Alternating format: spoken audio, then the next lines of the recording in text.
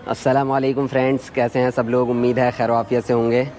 तो फ्रेंड्स, मैं आपका दोस्त, आपका होस्ट नूरुल बदर, जिसको आप यूट्यूब की दुनिया में नूर भाई के नाम से जानते हैं। आज आपकी मुलाकात कराने वाला हूँ एक बहुत ही मशहूर और मारूफ़ यूट्यूबर, और जिनको माशाल्लाह कबूतर परवरी के बारे में भी काफ़ी नॉलेज है। जी हाँ दोस्तों, कोई और नहीं, जनाब रिजवान अली साबरी साहब हमारे साथ मौजूद हैं। अस्सलाम वालेकुम। वालेकुम सलाम व रहमतुल्लाहि और व आप एक बरकातुहू। ऐसी शख्सियत हैं कबूतर परवरी की फ़ील्ड में कि अल्हम्दुलिल्लाह मैं जहाँ तक मैं समझता हूँ कि तारीफ़ के मोहताज नहीं है आपकी शख्सियत। तो रिजवान साहब, थोड़ा अपने बारे में थोड़ा बता दें हमें। जी देखिए, बात ऐसी है कि सबसे पहले तो जो आपके चैनल को देखने वाले हैं, माशाल्लाह नूर भाई जो हैं काफ़ी मेहनत कर रहे हैं, और इंसान किसी का मोहताज नहीं है। अगर उसमें काबिलियत और क़ुव्वत है तो उसको कोई नहीं रोक सकता। तो आपने सवाल क्या पूछा? थोड़ा अपने बारे में हमें बता दें। राजस्थान भाई मैं राजस्थान के अंदर टोंक एक जगह है जहाँ की मेरी पैदाइश है। वहाँ मैं पैदा हुआ, और उसके बाद मेरे दादा वहाँ से शिफ्ट करके जयपुर आ गए। वो एक मस्जिद में इमाम थे, उन्होंने इमामत करी, और उर्दू अरबी फ़ारसी के टीचर थे, बच्चों को भी पढ़ाया। और उसके बाद मेरे वालिद साहब की BSNL में सर्विस रही जयपुर के अंदर। उसके बाद हम भी जयपुर में, यानी कि 3 पीढ़ी हमारी जयपुर में हो गए, लेकिन पैदा हम टोंक हुए। अच्छा, माशाल्लाह, जी। बहुत अच्छा। तो आप मुझे ये बताइए कि आप इस कबूतर परवरी में किस तरीके से आपका दाखिला हुआ? देखिए, आपने पहली बार इस तरीके का माशाल्लाह एक ज़हीन आदमी मेरे सामने हैं जिन्होंने इस तरीके के सवाल किए। अमूमन ऐसे सवाल मुझसे कोई करता नहीं है, लेकिन आपने सवाल किया है तो इंशाल्लाह रिजवान अली साबरी जो है माशाल्लाह जवाब देने में हाजिर जवाब हैं। तो आपने सवाल पूछा कि क्या सोच के आप इस लाइन में आए। देखिए, मुझे ये शौक़ था बचपन से कबूतर पालने का। टोंक के अंदर मैंने 40-50 रुपए का एक जोड़ा लिया, 25 रुपये या 30 रुपये ऐसा याद है मुझे। उसको पाला। बहरहाल अम्मा अब्बा ने जो है पढ़ाई में खलल हो रहा था, इस वजह से उसको छुड़ा दिया। कोई बात नहीं। उसके बाद शौक़ जो था वो बचपन में ही दबके रह गया। वालिद साहब को शौक़ था, उन्होंने रखे कबूतर, चचा ने हमारे रखे कबूतर। उसके बाद जब हमने होश संभाला तो फिर ख़ुद शौक़ था, 2 कबूतर ले आए अपने लिए। और अल्हम्दुलिल्लाह देखिए, कबूतर परवरी का शौक़ रहा, लेकिन कबूतर परवाज़ी हमारे यहाँ से नहीं हुई। क्योंकि उसके ऊपर कबूतर परवरी पे कोई मुमानियत नहीं है, और कबूतर परवाज़ी के ऊपर मुमानियत है। इसलिए क्योंकि ख़ानदान हमारा जो है हाफिज़ और मौलवियों का रहा, तो उस निस्बत से, उस वजह से हम लोगों ने उसके ऊपर थोड़ा सा कम फोकस किया। इसलिए माशाल्लाह जो है ये शौक़ हमारा जब से जारी है।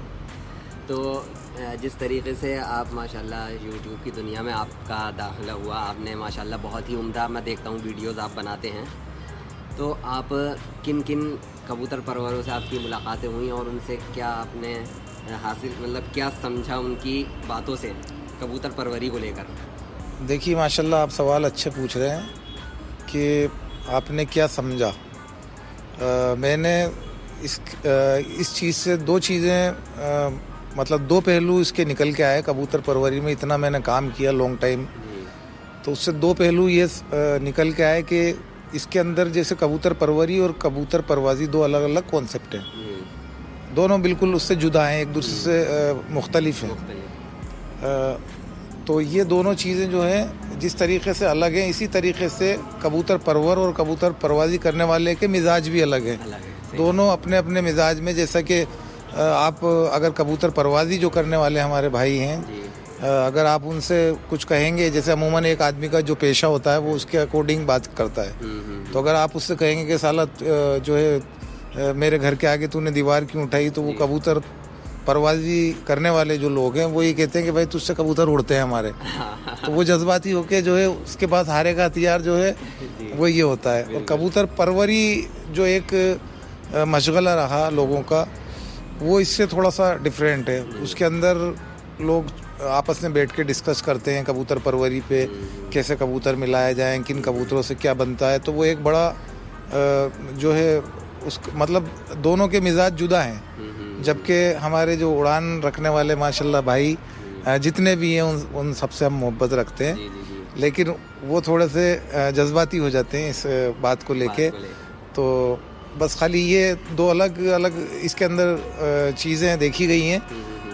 बाकी जो शौक़ कबूतर ब्रीडिंग का रखता है, कबूतर परवरी का, वो अपनी जगह बेहतर है, और जो परवाज़ का शौक़ रखते हैं वो भी अपनी जगह बेहतर हैं, वो भी अपना शौक़ करें। शौक़ अपना अपना, तो हम ना तो उनको कुछ कह सकते ना उनको, जो जिसका सबको फ्रीडम है अपना ज़िंदगी जीने की, और सबको जो है अपना शौक़ वो अपना पूरा कर सकते हैं जी। तो वैसे तो फ्रेंड्स क्या कहते हैं, हमारा यहाँ पर ये इत्तेफाकन मुलाकात ये ऐसी हुई कि आज IPA का प्राइज़ डिस्ट्रीब्यूशन चल रहा है, तो मुझे नहीं मालूम था कि आप आने वाले हैं। लेकिन ये देखिए, मैं समझता हूँ अभी जैसी हमारी गुफ्तगू हो रही है तो ये काफ़ी लंबी हो सकती है। तो इंशाल्लाह मैं इस लंबे टॉपिक को, मौजू को छेड़ूंगा और आऊँगा आपके यहाँ, और इंशाल्लाह तफसीली गुफ्तगू करेंगे कबूतर परवरी पर भी, और हर चीज़ के बारे में जानेंगे। वहाँ की, आपके यहाँ की टोंग की नस्लें जो हैं वो सब भी देखेंगे हम इंशाल्लाह। नूर भाई, मैं एक मैसेज देना चाहता हूँ। जैसा कि आपने देखा, मैंने हमेशा मेहनत की कि लोग कबूतर को, नस्लों को बचा सकें, और ख़ास मकसद आपने शायद पूछा था कि क्यों आए, कैसे आए। तो एक मकसद मेरा ये भी था कि मैंने बहुत सी नस्लें देखी जो हमारे पड़ोसी मुल्क पाकिस्तान से, दुबई से लोग दिखाया करते थे, और हम उसको देखा करते थे। और एक ज़माना था जब हम गूगल या यूट्यूब सर्च करते थे तो हमें वहाँ पे चीज़ें एक दायरे में और एक लिमिटेड चीज़ें दिखा करती थी। मतलब बहुत ढूंढना, अगर शाहजहाँपुरी हम सर्च मार रहे हैं तो मारते ही रहते थे, हमें कोई वहाँ पर मतलब कुछ मिलता नहीं था कि वो नाम था या नहीं था, लोगों तक वो चीज़ें गई नहीं थी। ये सोच के हम इस चीज़ में आए, और अल्हम्दुलिल्लाह हमने और हमारे जैसे और भी भाई जो नस्लों पर काम किया, जिन्होंने दिखाने की कोशिश की, तो अल्हम्दुलिल्लाह एक आम आदमी जो रहा वो उस तक वो चीज़ें पहुँची। और वो मतलब ऐसे लोग हैं जो देख ही नहीं सकते इन चीज़ों को, वो वहाँ तक पहुँची, उन तक पहुँची, यानी कि आराम से अपने घर पर उन्होंने देखी जी। तो लास्ट में मैं आपसे जानना चाहूँगा, एक आप क्या मैसेज जो हैं जितने भी हमारे कबूतर परवर हैं, शौक़ से हट के, तालीम के ताल्लुक़ से, कारोबार के ताल्लुक़ से, क्या आप मैसेज देना चाहेंगे लोगों को? देखिए, तालीम से हट के, कबूतर परवरी से हट के, कबूतर परवरी से हट के कारोबार। देखिए, ये एक ऐसा सवाल आपने किया है कि जो बहुत मायने रखता है अपनी ज़िंदगी के अंदर हर एक इंसान के लिए, चाहे वो कबूतर परवरी का शौक़ हो या कबूतर परवरी से हटकर शौक़ हो, ठीक है, चाहे वो कैरम खेलने का हो या और भी किसी तरीके का हज़ारों शौक़ है।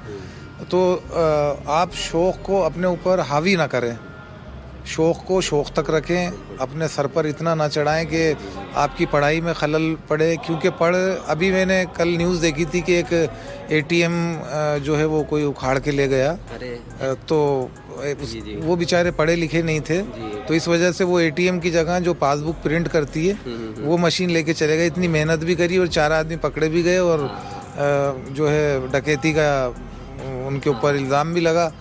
तो मेरा सिर्फ यही कहना है कि आप अपने माँ बाप का कहना माने, अपने बुज़ुर्गों की इज़्ज़त करें, चाहे वो जैसा भी हो, चाहे आपका दुश्मन हो, अगर बुज़ुर्ग है तो उसकी इज़्ज़त करें। क्योंकि जब तक आप किसी बड़े की, अपने की इज़्ज़त नहीं करेंगे, चाहे अपने माँ बाप हों, चाहे आपके चाचा ताया हों, चाहे आपके पड़ोसी हों, जब तक आपने अपने बड़ों की इज़्ज़त करना नहीं सीखी तो आप ज़िंदगी में, मेरा दावा है, कुछ नहीं बन सकते। बिल्कुल बिल्कुल सही बात है। ठीक है, तो शौक़, अगर आपके वालिदैन मना कर रहे हैं, उनको कोई परेशानी है, तो आप शौक़ को बाद में कर सकते हैं। जब वो एक्चुअली क्यों करते हैं, वो आपके करियर के लिए, कि वो आप अपना करियर चौपट कर रहे हो, कबूतरबाजी या और बहुत सारी चीज़ें, तो शौक़ अपने ऊपर हावी ना करें। शौक़ को शौक़ की हद तक रखें। हर चीज़ के एक दायरे हैं, अगर उस दायरे में रह के आप करेंगे तो इंशाल्लाह घर वाले भी आपके नाराज़ नहीं होंगे और आपका शौक़ भी पूरा हो जाएगा। बिल्कुल। बाकी मुझे आपसे मिलकर बहुत बहुत खुशी हुई। इंशाल्लाह मुझे अच्छा भी लगा बात करके, माशाल्लाह। ये होता है कि देखिए, तालीम का ये फ़ायदा होता है कि अल्फाज और अदायगी और नॉलेज से जब बात करता है इंसान तो पता चलता है कि हाँ भाई। तो इस तरीके से इंशाल्लाह हम कभी जाएंगे जयपुर और जनाब रिजवान साहब से मुलाकात फिर करेंगे। और एक बार फिर आपको जी भाई, बहुत बहुत शुक्रिया। देखिए माशाल्लाह मैंने इनकी वीडियोस देखी हैं नूर भाई की, तो अच्छा ये काम कर रहे हैं और इनका जो चैनल है उसको आप लोग सब्सक्राइब करें और इनका जो हौसला अफजाई है वो करें, क्योंकि माशाल्लाह आगे तक जाएंगे, अच्छा काम कर रहे हैं इंशाल्लाह इंशाल्लाह। ठीक है, चलिए ठीक है, थैंक यू। Thank you.